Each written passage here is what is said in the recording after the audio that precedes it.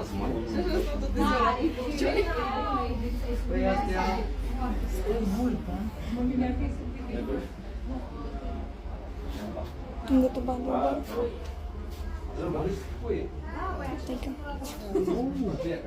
Au! Cum să nu? Păi, nu? Asuma.